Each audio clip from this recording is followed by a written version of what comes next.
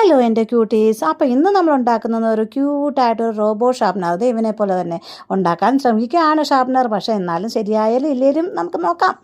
അപ്പോൾ അതിനുവേണ്ടി നിങ്ങൾ ഫോം ബോർഡ് എടുത്തില്ലെങ്കിലും കാർഡ് ബോർഡ് എടുത്താലും മതി. കാണുന്ന പോലെ അങ്ങ് കാണിച്ചാൽ മതിയെന്നേ.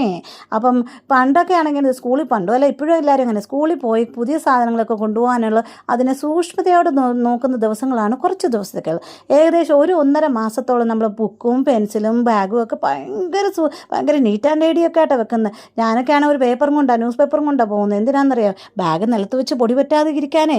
പിന്നെ കുറച്ച് കഴിയുമ്പോൾ പൊടിയും ചെളിയും പറ്റിയാലും പിന്നെ വർഷത്തിലൊരിക്കൽ കഴുകൽ മാത്രമായി. പിന്നെ എന്തോ ബോക്സൊക്കെയാണ് വളരെ നീറ്റായിട്ട് ഒരു വൃത്തിയില്ലാതെ തുടച്ച് വൃത്തിയാക്കിയൊക്കെയാണ് പോകുന്നത്. ബുക്കൊക്കെ കാണാമായിരുന്നു കോപ്പി എന്നാ നീറ്റായിരുന്നു. ഇപ്പോൾ ആദ്യത്തെ 2-3 പേജ്. പിന്നെ നോക്കുമ്പോൾ പുറവശത്തെ പടം വരപ്പിൽ കാണാം, പിന്നെ പൂജ്യം വിട്ടുകളി കാണാം, അങ്ങനെ പല പല കാര്യങ്ങൾ. അപ്പം നിങ്ങളും അങ്ങനെയൊക്കെയാണ് ചെയ്യുന്നത്. അങ്ങനെ നമ്മുടെ ക്യൂട്ടായിട്ട് റോബോ ഷാർപ്നർ റെഡി ആയിട്ടുണ്ട്. ഇവനെ ഒന്ന് നമുക്ക് ഷാർപ്പ് ചെയ്ത് നോക്കിയാലോ? ഇതിനകത്തോട്ട് ഇട്ടാൽ മതി.